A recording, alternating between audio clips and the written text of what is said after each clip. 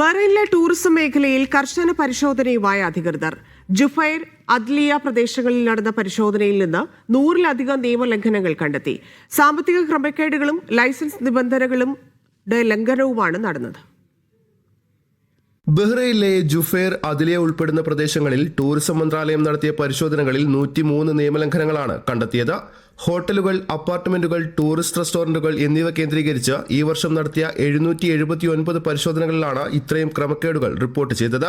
ജനവാസ കേന്ദ്രങ്ങളിലും ആരാധനാലയങ്ങൾക്ക് സമീപവും നടക്കുന്ന നിയന്ത്രണമില്ലാത്ത ടൂറിസം പ്രവർത്തനങ്ങളെക്കുറിച്ച് MP ഹസൻ ഈദ് ബുഖഹമ്മാസ് ഉന്നയിച്ച ചോദ്യത്തിന് മറുപടിയായാണ് മന്ത്രാലയം കണക്കുകൾ വ്യക്തമാക്കിയത്. ഇതുവരെ 106 ടൂറിസ്റ്റ് റെസ്റ്റോറന്റുകൾ, 39 ഹോട്ടലുകൾ, 45 ഫർണിഷ്ഡ് അപ്പാർട്ട്മെന്റുകൾ എന്നിവിടങ്ങളിൽ പരിശോധന പൂർത്തിയാക്കി. സാമ്പത്തിക ക്രമക്കേടുകളും ലൈസൻസ് നിബന്ധനകളുടെ ലംഘനങ്ങളുമാണ് സ്ഥാപനങ്ങൾക്കെതിരെ കണ്ടെത്തിയിരിക്കുന്നത്. നിയമലംഘനങ്ങൾ കണ്ടെത്തിയ സ്ഥാപനങ്ങൾക്കെതിരെ പിഴ, അടച്ചുപൂട്ടൽ തുടങ്ങിയ ശിക്ഷാ നടപടികൾ സ്വീകരിച്ചിട്ടുണ്ട്.